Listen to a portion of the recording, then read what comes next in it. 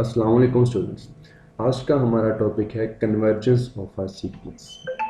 हम आज देखेंगे कि हमारे पास कोई भी सीक्वेंस रियल नंबर में किस तरह से कन्वर्ज करता है।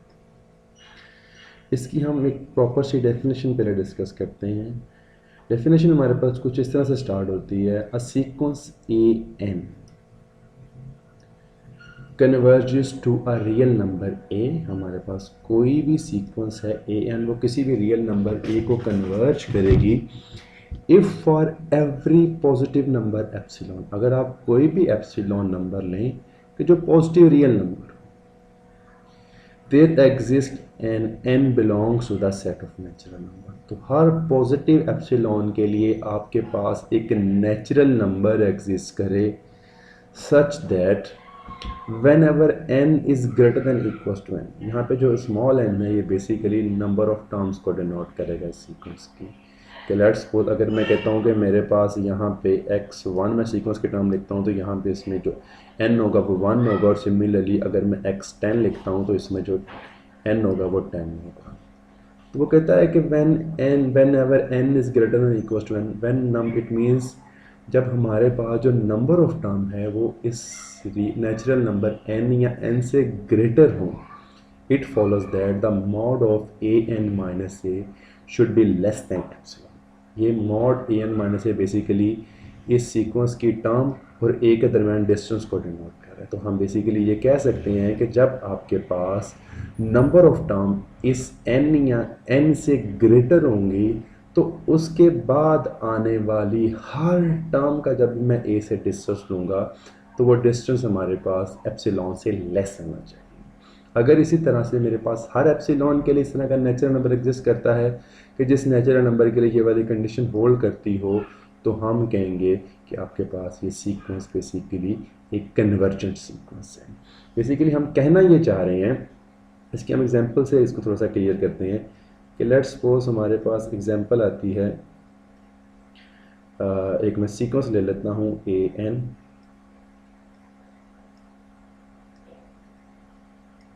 और ये सीक्वेंस है मेरे पास 1/n टाइप की सीक्वेंस है।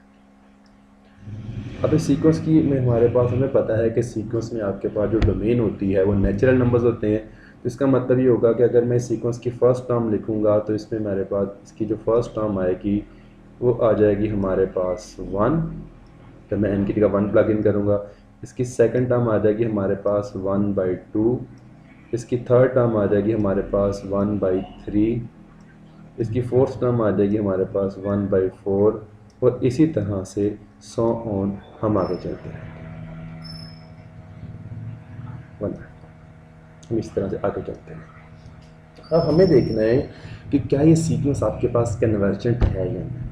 हम क्या करते हैं, हम कहते हैं कि हम इसकी प्रॉपर सी डेफिनेशन तो पहले देखेंगे, हम मुख्तलिफ एप्सिलॉन के लिए देख लेते हैं। लेट्स सपोज मैं कहता हूँ कि अगर मैं इसको इस सीक्वेंस को रियल लाइन के ऊपर ड्रा करूँ तो सीक्वेंस कुछ इस तरह से बनेगी कि हमारे पास अगर हमारे पास ये रियल लाइन है तो इस रियल लाइन में कहीं यहाँ पे पड़ा होगा 1, यहाँ पे कहीं पे पड़ा होगा, उसके पीछे पड़ा होगा 1/2, सिमिलरली यहाँ कहीं पे पड़ा होगा 1/3, यहाँ कहीं पे पड़ा होगा 1/4, एंड सो ऑन हम आगे चलते हैं। अब हमें पता है कि हमारे पास, मैं यहाँ पे कुछ चीज़ एक्सप्लेन कर दूँ कि जब मैं कहूँगा ना कि हमारे पास कोई भी सीक्वेंस है ए एन, वो ए को कन्वर्ज कर रही है, तो इसको कन्वर्जेंस को लिखने का एक तो वे ये है। एक मैं ये भी लिख सकता हूँ कि हमारे पास, इसका मतलब ये हुआ कि जब भी मैं ये जो सीक्वेंस है इसकी मैं लिमिट लूँगा at n approaches to infinity,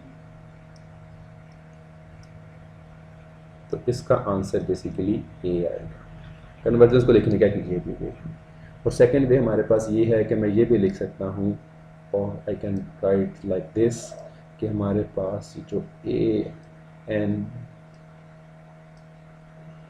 arrows to ए, अगर हमारे पास इन तीनों में से कोई एक भी नोटेशन होगी, आइदर ये प्रॉपर डेफिनेशन लिखी हो या लिमिट की फॉर्म में लिखी हो या एरो की फॉर्म में लिखी हो, तो इन तीनों सूरतों में हमारे पास रिजल्ट ये शो कर रहा है कि हमारे पास जो सीक्वेंस है ए एन, ये किसी नंबर ए को कन्वर्ज कर रही है। नाउ अब हमें पता है कि जिस सीक्वेंस की हम बात कर रहे हैं यहाँ पे ए एन की, बेसिकली अगर मैं इसकी लिमिट लेता हूँ, हमने कैलकुलस में देखा हुआ है कि limit n approaches to infinity of 1/n is basically equals to 0। यहाँ पर मैं लिमिट डिस्कस नहीं करूँगा, तो लिमिट आप आई होप आप लोगों को पहले पता है। तो इसका मतलब ये हुआ कि जब हमारे पास ये जो नंबर ऑफ टर्म्स हैं, यहाँ पे जो डिनोमिनेटर में n गिवन है, जब ये इन्फिनिटी को अप्रोच करेगा तो हमारे पास ये जो सीक्वेंस है बेसिकली ये 0 को अप्रोच करेगा। तो इसका मतलब ये हुआ कि इसके एंड पे जाके जब n इन्फिनिटी हो जाएगा तो ये सीक्वेंस की टर्म हमारे पास 0 हो जाएगी। नाउ अब क्वेश्चन ये आ जाता है कि हम देखते हैं कि जो हमने यहाँ पे लिखा हुआ है लिमिट 1/n की 0 आ गई है, तो हमने कहा था लिमिट आने का मतलब है सीक्वेंस उस पॉइंट को कन्वर्ज कर रही है। हम देखते हैं कि क्या ये सीक्वेंस 0 को कन्वर्ज कर रही है। मैंने पहले भी बताया कि मैं इसको प्रॉपर यहाँ पे सॉल्व आउट नहीं करूँगा, हम डिफरेंट एप्सिलॉन लेके इसको चेक करते हैं। लेट्स सपोज मैं एप्सिलॉन की वैल्यू ले लेता हूँ, you can say that 1/100। It means कि मैंने एप्सिलॉन की वैल्यू ले ली है 0.01। अब जब मेरे पास एप्सिलॉन की वैल्यू ये आ गई है, मुझे चेक ये करना है कि क्या आया इस एप्सिलॉन के लिए हमारे पास ये सीक्वेंस कन्वर्ज कर रही है। और जब इस एप्सिलॉन के लिए हम देखते हैं, हमारे पास सिनेरियो ये बनता है कि आपके पास बेसिकली लेट्स को इस एप्सिलॉन के लिए मैं कह सकता हूँ कि हमारे पास इसका मकसद ये हुआ कि मैं ये चाह रहा हूँ कि वो सारे के सारे पॉइंट्स बेसिकली इसमें आ जाएंगे।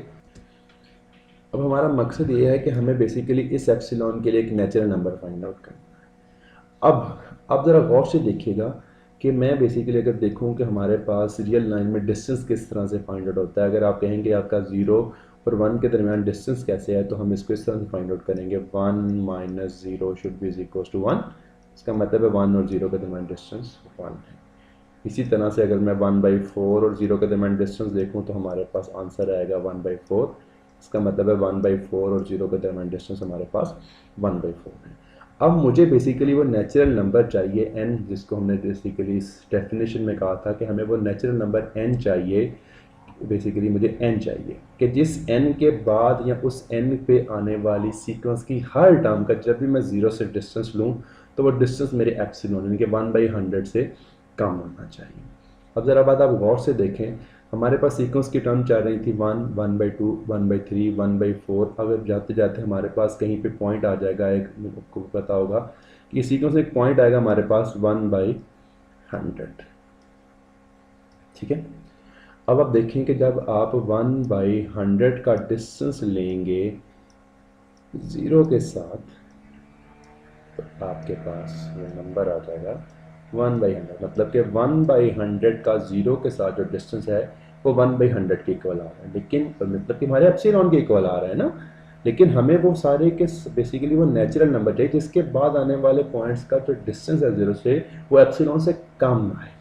अब ज़रा आप गौर से देखें, अगर मुझे पता है कि हमारे पास बेसिकली 100 एक पॉइंट है जिसका 0 के साथ डिस्टेंस 1/100 आ रहा है, तो अगर इसके बाद हमारे पास एक ऑब्वियस ही बात है पॉइंट इस सीक्वेंस में ये भी तो आएगा ना 1/101। और आप जब भी 1/101 का डिस्टेंस निकालेंगे 0 के साथ तो वो डिस्टेंस आपके पास कुछ इस फार्मूला के अंडर आएगा 1/101। और हमें पता है 1/101 इज बेसिकली लेस देन 1/100। तो it means I can say that कि हमारे पास 1/100 एप्सिलॉन था। इसका मतलब है मैं कह सकता हूँ कि 1/101 और 0 के दरमियान जो डिस्टेंस है this distance is basically less than epsilon. और आप उसके बाद देखें कि अगर आप 102 का डिस्टेंस निकालें 0 के साथ तो ऑब्वियस ही बात है आपको नज़र आ रहा होगा कि वो डिस्टेंस आएगा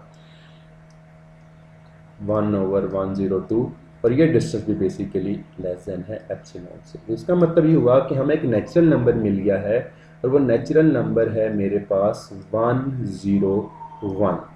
ठीक है, तो आप देखें कि फर्स्ट नेचुरल नंबर पे आपके पास टर्म आ रही थी 1, सेकंड नेचुरल नंबर पे आपके पास टर्म आ रही थी 1/2, थर्ड नेचुरल नंबर पे आपके पास टर्म आ रही थी 1/3 और इस तरह 100th नेचुरल नंबर पे आपके पास टर्म आ रही थी 1/100 और 101 नेचुरल नंबर पे आपके पास टर्म आ रही थी 1/101। तो हमें एक नेचुरल नंबर मिल गया है n = 101 के जब भी आपके पास नंबर ऑफ टर्म्स बेसिकली 101 या 101 से बड़ी होंगी तो आपके पास जो भी न टर्म आएगी उस टर्म का जब भी आप ज़ीरो से डिस्टेंस लेंगे, आपके पास डिस्टेंस हमेशा हमारा जो यहाँ पे रिक्वायर्ड एप्सिलॉन हमने लिखा था 1/100 या 0.01 उससे लेस है।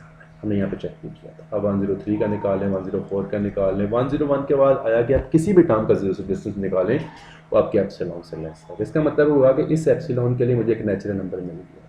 ठीक है, इस तरह से आपको बेसिकली जैसे हम कह रहे हैं इसकी लिमिट है जीरो, इसका मतलब है आपको हर एप्सिलॉन के लिए एक नेचुरल नंबर मिलना चाहिए। अगर हर एप्सिलॉन के लिए एक नेचुरल नंबर मिलता है तब हम कहेंगे कि ये सीक्वेंस बेसिकली जीरो को कन्वर्ज कर रही है।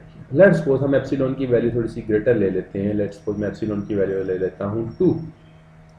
ठीक है, अब हमें बेसिकली देखना है वो नेचुरल नंबर कि जिस नेचुरल नंबर के बाद और उस नेचुरल नंबर के ऊपर पड़ी हुई सीक्वेंस की सारी टर्म्स का जब भी जीरो से डिस्टेंस ले तो वो आंसर 2 से एप्सिलॉन से लेस आना चाहिए। आपको नज़र आ रहा होगा कि इस सीक्वेंस की सारी टर्म्स बेसिकली स्टार्ट ही 1 से हो रही है ना, और इस सीक्वेंस की टर्म का जब भी जो मैक्सिमम डिस्टेंस है जीरो से वो 1 है।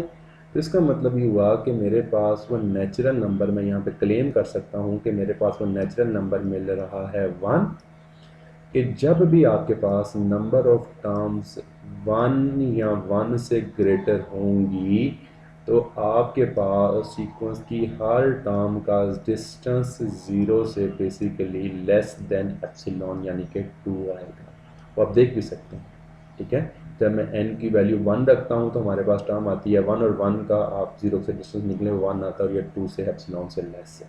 आगे आपके पास 1/2 आ जाएगा, 1/2 का जीरो से डिस्टेंस निकालें, ऑब्वियस ही बात है वो 1/2 आएगा, 1/2 भी 2 से लेस। इस तरह हर टर्म का डिस्टेंस बेसिकली 2 से लेस। इसका मतलब है मुझे एक नेचुरल नंबर तो स्टार्ट ही 1 से होते हैं ना, तो मुझे नेचुरल नंबर मिल गया 1 के इस नेचुरल नंबर के और इस नेचुरल नंबर पे और इस नेचुरल नंबर के बाद आने वाली सीक्वेंस की हर टर्म का जब भी मैं जीरो से डिस्टेंस लेता हूँ वो लेस देन एप्सिलॉन है। इसका मतलब है एप्सिलॉन 101 के लिए भी मुझे मिल गया और इस 0.01 के लिए भी मुझे मिल गया और एप्सिलॉन 2 के लिए भी मुझे मिल गया। इस तरह अगर आपको हर एप्सिलॉन के लिए एक नेचुरल नंबर मिल जाता है तो आप कहेंगे कि आपके पास ये सीक्वेंस बेसिकली उस पॉइंट को कन्वर्ज कर रही है। मेरा क्लेम ये है कि हम यहाँ पे हर एप्सिलॉन के लिए एक नेचुरल नंबर फाइंड आउट कर सकते हैं। तो यहाँ पे बेसिकली बताने का मकसद ये था कि किस तरह करना है नेचुरल नंबर फाइंड आउट करना है। मैंने आपको पहले भी बताया कि हम यहाँ पे प्रॉपर एग्जांपल नहीं कर रहे हैं, हम सिर्फ उसको थोड़ा सा जस्टिफाई कर रहे हैं कि किस तरह से एप्सिलॉन के लिए एक नेचुरल नंबर एग्जिस्ट करता है। नेक्स्ट हम बेसिकली देखेंगे कि आपके पास जो कन्वर्जेंस है वो टोपोलॉजिकल लैंग्वेज में किस तरह से एग्जिस्ट करती है, कि हम टोपोलॉजी की लैंग्वेज में किस तरह से कन्वर्जेंस को ओपन नेबरहुड और क्लोज नेबरहुड ओपन नेबरहुड के ज़रिए से हम किस तरह से बता सकते हैं कि कोई भी सीक्वेंस किसी पॉइंट को कन्वर्ज कर रही है नहीं। बेसिकली डेफिनेशन दोनों सेम है, थोड़ी सी वर्डिंग में चेंजिंग आएगी। अब इसकी डेफिनेशन पे जाने से पहले, इस कन्वर्जेंस की डेफिनेशन से जाने से पहले हम नेबरहुड की डेफिनेशन देख लेते हैं। डेफिनेशन हमारे पास नेबरहुड की कुछ इस तरह से डेफिनेशन आती है, वो कहता है कि given a real number a belongs to the set of real number and a positive number epsilon greater than 0। और हमारे पास एक रियल नंबर ए एग्जिस्ट करे और एक एप्सिलॉन एग्जिस्ट करे जो पॉजिटिव हो। ए के बारे में कोई कंडीशन नहीं है, ए नेगेटिव 0 कुछ भी हो सकता है, पॉजिटिव हो सकता है, लेकिन एप्सिलॉन जो है वो हमेशा पॉजिटिव होना चाहिए।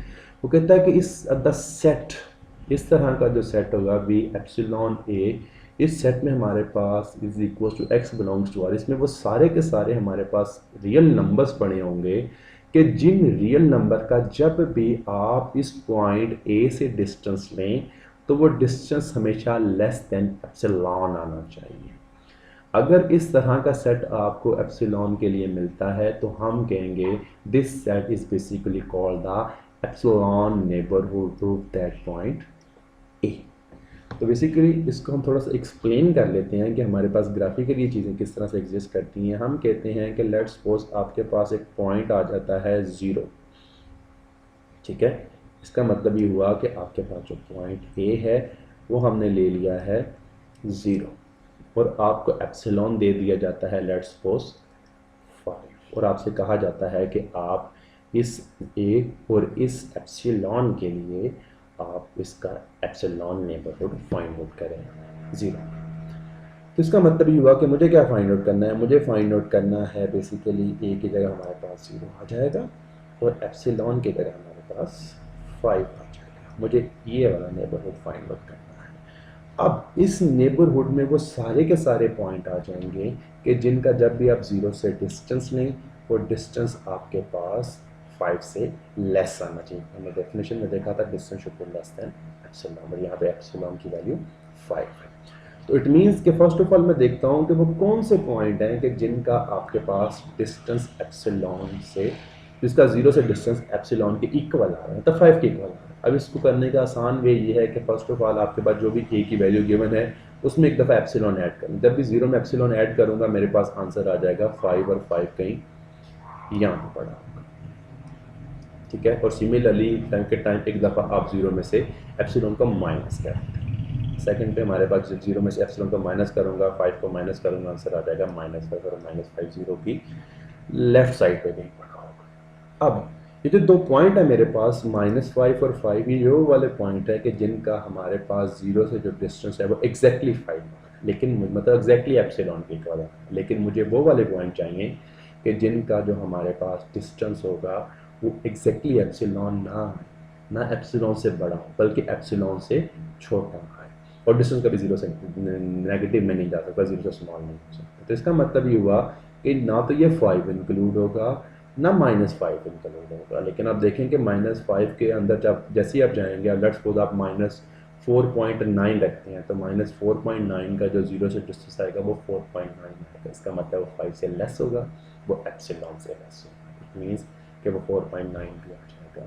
इसी तरह -4.99999 ट्रिलियन टाइम्स 9 भी लगा लें तो वो भी आपके पास उसका भी डिस्टेंस बेसिकली 5 से लेस ही आएगा। इसी तरह से इसका मतलब ये हुआ कि 5 तो -5 तो इंक्लूड नहीं होगा, लेकिन -5 के बाद वाले सारे, -5 से पहले वाले सारे पॉइंट्स यहाँ पे आ जाएंगे, ठीक है।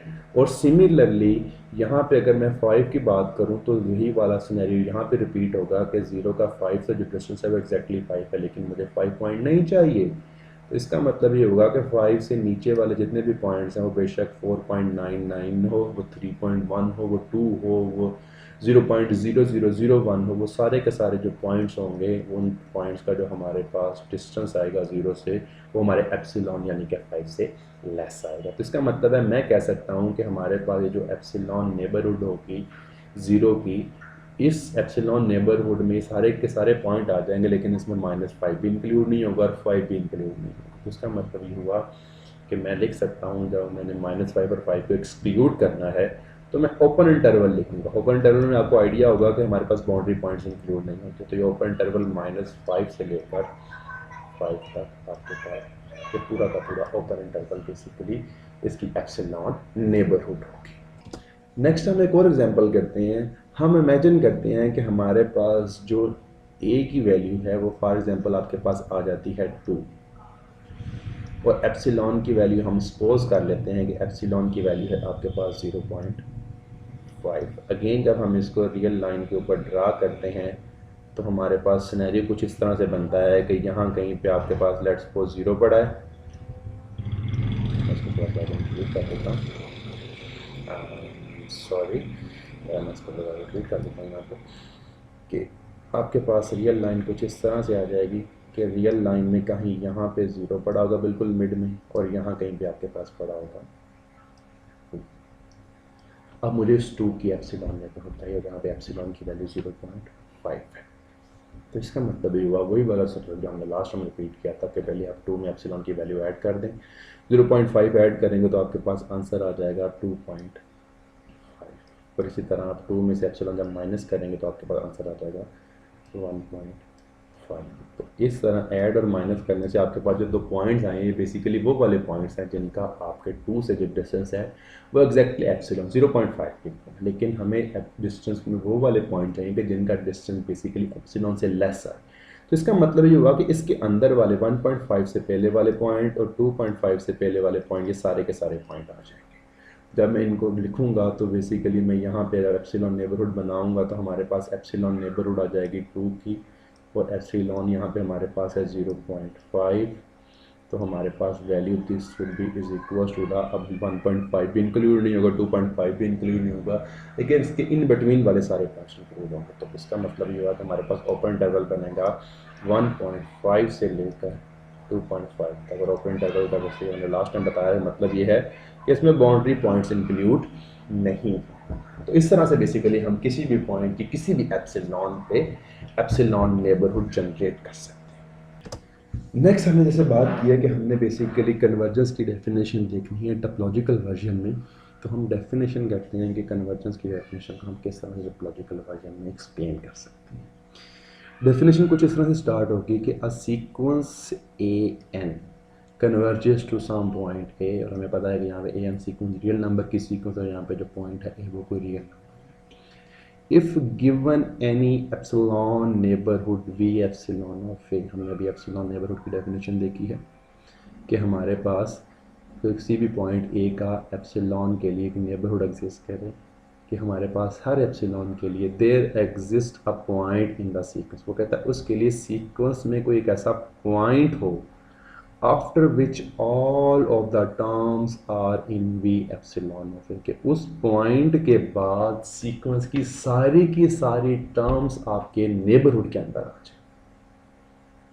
अगर इस तरह का सिनेरियो एग्जिस्ट कर जाएगा और हर एप्सिलॉन नेबरहुड के लिए एग्जिस्ट कर जाएगा, तो हम कहेंगे कि ये सीक्वेंस बेसिकली पॉइंट ए को कन्वर्ज कर।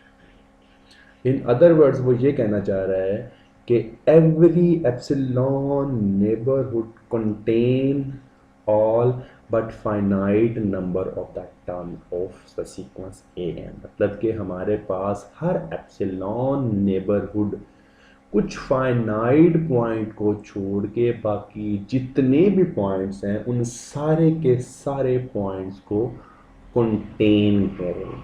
तो बेसिकली मैं इसको थोड़ा सा एक्सप्लेन कर देता हूँ यहाँ पे कि हमारे पास बेसिकली इस डेफिनेशन में वो कहना क्या चाह रहा है। वो कहता है कि अगर आप इमेजिन कर लें कि आपके पास ये सीक्वेंस है, एक रियल लाइन है, और उस रियल लाइन के ऊपर आपके पास एक सीक्वेंस चल रही है।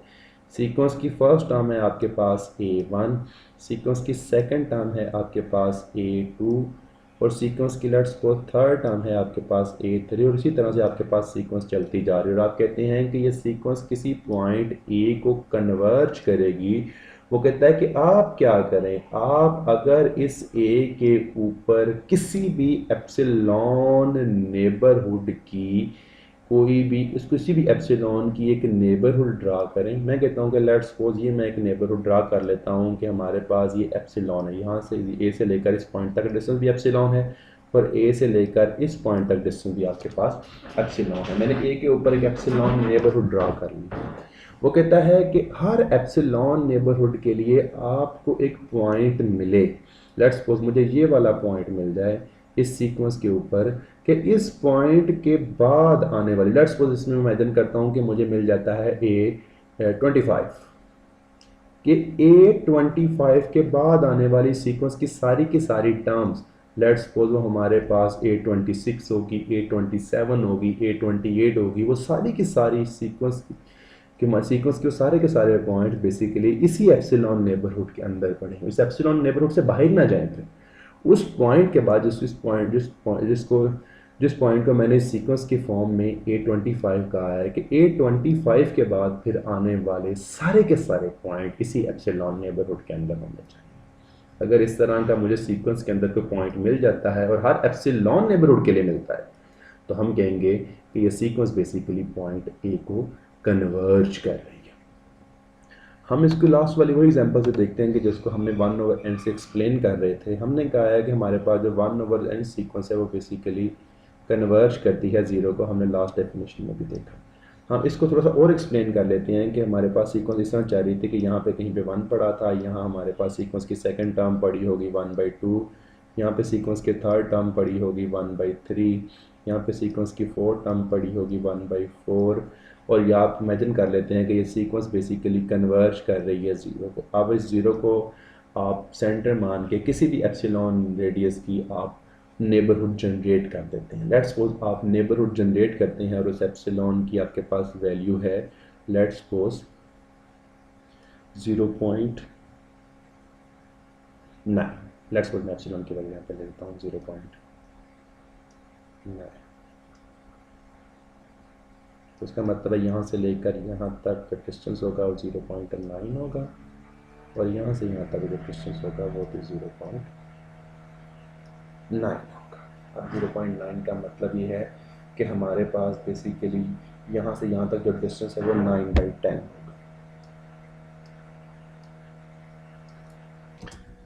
जब 9/10 आपके पास आ जाएगा तो इसका मतलब ये होगा, मैं कह सकता हूँ कि हमारे पास बाउंड्री पे जो यहाँ पे पॉइंट पड़ा है ना, वो बेसिकली आपके पास होगा 9/10।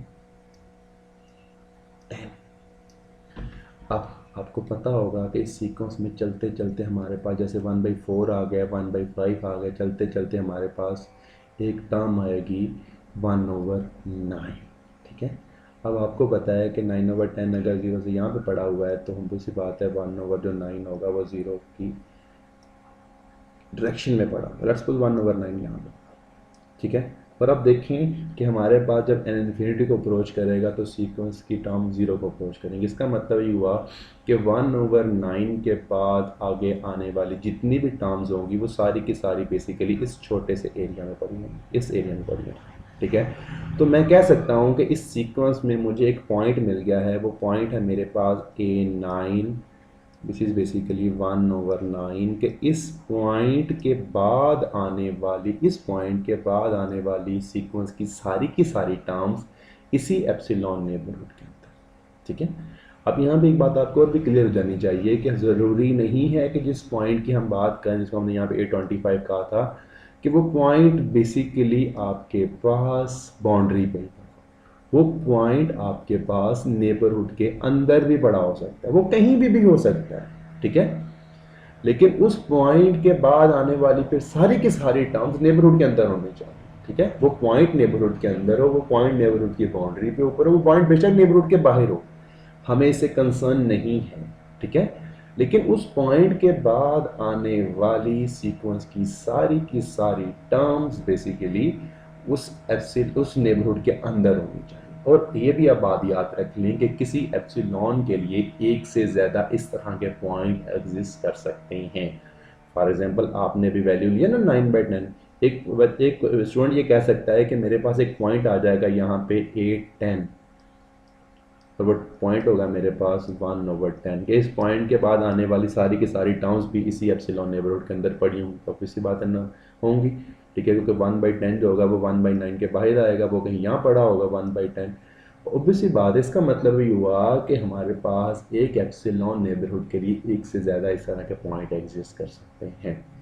लेकिन हमें चाहिए कि कम से कम एक ज़रूर एग्जिस्ट करे, एक से ज़्यादा एग्जिस्ट कर जाए वो कोई मसला नहीं है। ठीक है। ये भी पॉसिबिलिटी है कि मैं आपको एक एप्सिलॉन दूं और हमारे इस यूनिवर्स के अंदर, इस पूरी वर्ल्ड के अंदर 8 बिलियन लोग हैं, तो 8 बिलियन लोगों के लिए 8 बिलियन पॉइंट एग्जिस्ट करें। It's possible, it's quite possible.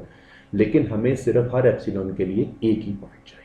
अगर हर एप्सिलॉन के लिए एक पॉइंट भी मिल जाता है तो हम कहेंगे कि इस एप्सिलॉन के लिए एक पॉइंट मिल गया। और अगर हर एप्सिलॉन के लिए एक पॉइंट मिल जाता है तो हम कहेंगे कि सीक्वेंस उस पॉइंट को कन्वर्ज कर रही है। तो मेरा क्लेम ये है कि आप इस सूरत में कोई भी एप्सिलॉन ले आएँ, उस एप्सिलॉन के लिए आपको एक पॉइंट मिल जाएगा। पॉइंट क्यों मिलेगा कि हमने कहा हुआ है, हमने पहले ही फाइंड किया हुआ है कि ये सीक्वेंस बेसिकली 0 को कन्वर्ज कर रही है। नेक्स्ट हम एग्जांपल देखते हैं कि वो बेसिकली इस एग्जांपल में वो कह रहा है कि हमारे पास शो ये करें कि limit n+1/n is basically equals to 1। और अगर सीक्वेंस की फॉर्म में अगर आपको कहीं पे सिर्फ लिमिट लिखा हुआ नज़र आ जाता है और नीचे कोई भी आपके पास n अप्रोचेस टू समथिंग या n अप्रोचेस टू इन्फिनिटी नहीं लिखा हुआ, तो आप इमेजिन कर लें कि वो n अप्रोचेस टू इन्फिनिटी ही होगा। क्योंकि जब भी हम सीक्वेंस की कन्वर्जेंस की बात करते हैं तो इन्फिनिटी पे उसकी लिमिट चेक करते हैं। तो बेसिकली मुझे इसको शो करना है कि ये लिमिट 1 के इक्वल आ रही है। अब इसको हमें शो किस तरह से करना है, हमें बेसिकली इसको शो करना है by the definition of the convergence. मतलब कि जो हमने अभी एप्सिलॉन वाली डेफिनेशन की है उस डेफिनेशन को यूज़ करते हुए इसको प्रूव करना है। तो इसका प्रूफ आप ज़रा देख लें कि बेसिकली हमें क्या शो करना है। वी हैव टू शो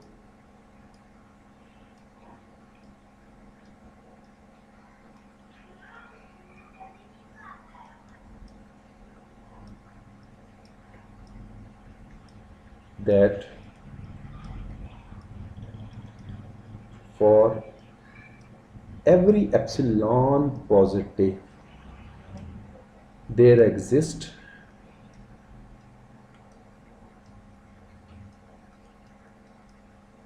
जैसे हमने बात की थी, मैं पूरी डेफिनेशन लिख रहा हूँ, n belongs to the set of natural numbers such that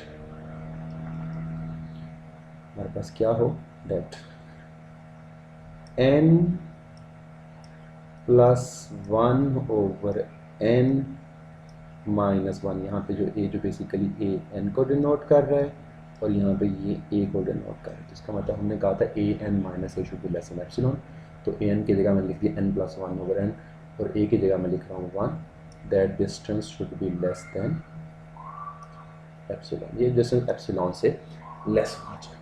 मतलब कि अगर इसको मैं थोड़ा सा सॉल्व आउट करूँ, I can say that is we have to show,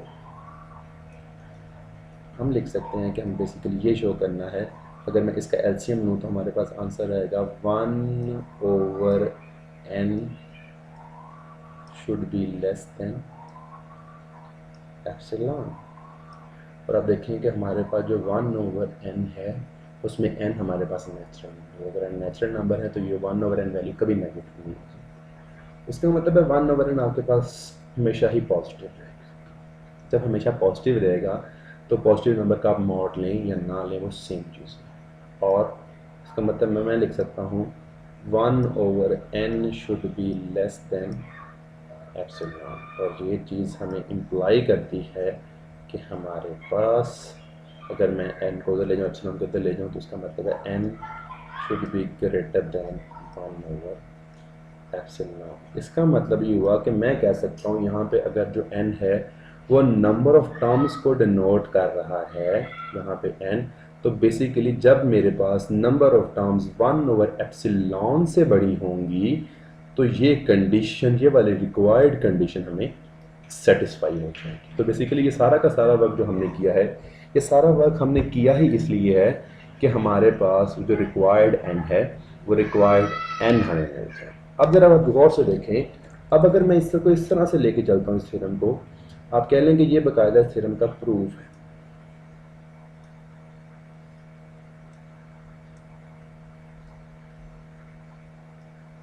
ठीक है, हम सपोज कर लेते हैं लेट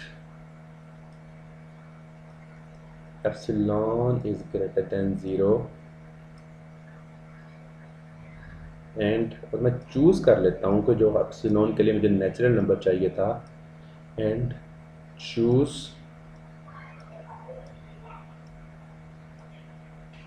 एंड जो नेचुरल नंबर चाहिए, क्योंकि मुझे पता है कि जब मेरे पास नंबर ऑफ टर्म्स 1/एप्सिलॉन से बड़ी होंगी तब ये वाली कंडीशन सेटिस्फाई हो जाएगी। तो जो मुझे n चाहिए कि अगर मैं वही वाला जो n है वो 1/एप्सिलॉन से बड़ा ले लूँ, ठीक है, इसका मतलब है इस n के लिए भी हमारे पास ये कंडीशन सेटिस्फाई हो जाएगी और इस n से बड़े हर नेचुरल नंबर के लिए भी हमारे पास ये कंडीशन सेटिस्फाई हो जाएगी। तो इसका मतलब है मैंने जो रिक्वायर्ड n था वो रिक्वायर्ड n ही हमने 1/एप्सिलॉन से बड़ा लिया। अब हम क्या करेंगे, नाउ वी विल वेरीफाई, हम वेरीफाई करेंगे कि ये जो हमने n चूज किया है क्या ये हमारी रिक्वायर्ड कंडीशन को सेटिस्फाई करवाएगा, कभी नहीं करवाएगा। No we will verify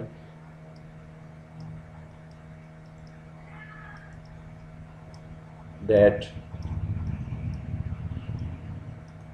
n जो हमने लिया है n ग्रेटर देन 1/एप्सिलॉन will satisfies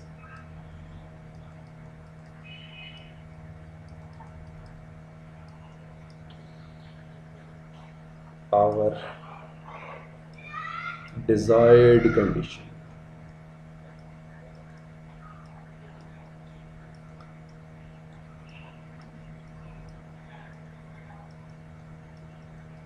कि क्या हमारी ये डिजायर्ड कंडीशन को सेटिस्फाई करवाएगा। अब डिजायर्ड कंडीशन के लिए हम क्या करते हैं, लेट्स सपोज अब इस डिजायर्ड कंडीशन को, सॉरी, इस डिजायर्ड कंडीशन के लिए मैं सपोज कर लेता हूं कि हमारे पास लेट नाउ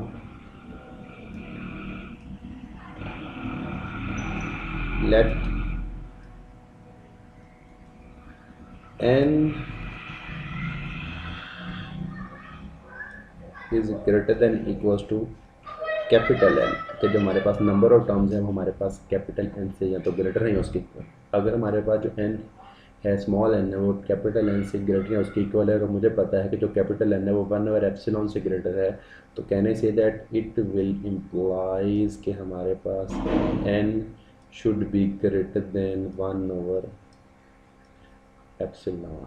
ठीक है, और हम इस चीज़ से लिख सकते हैं कि that this thing will imply that, मैं इसको डायरेक्ट लिख रहा हूँ कि 1/n is less than epsilon. हमें पता है कि 1/n पॉजिटिव टर्म है और ये इसका मॉड इसी के इक्वल आएगा, तो हम लिख सकते हैं इस imply the mod of 1/n should be less than epsilon.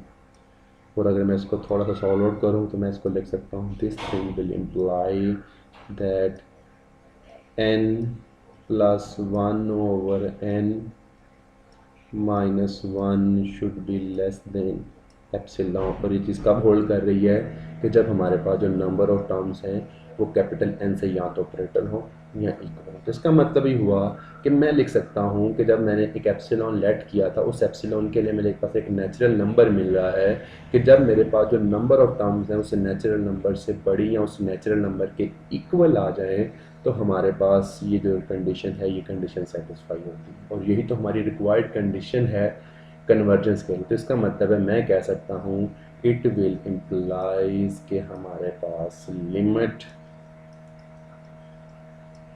n approaches to infinity, अगर मैंने पहले भी बताया कि इन्फिनिटी यहाँ पे ऐसे लिमिट गिवन हो या ना गिवन हो, आप इमेजिन कर लें कि n इन्फिनिटी को अप्रोच कर रहा है, n plus 1/n that thing is basically equals to 1। और आप ये भी लिख सकते हैं और कि हमारे पास जो सीक्वेंस है n plus 1/n that sequence converges to. So this is all about the convergence of a sequence in the set of real numbers। कि अगर आपके पास कोई भी सीक्वेंस है रियल नंबर की और वो किसी रियल नंबर को कन्वर्ज कर रही है तो हम उसको किस तरह से डिस्कस कर सकते हैं। इस तरह की बहुत सारी एग्जांपल आपको स्टीफन एबर्ट की बुक में मिल जाएंगी understanding analysis. Thank you so much. अल्लाह हाफिज़।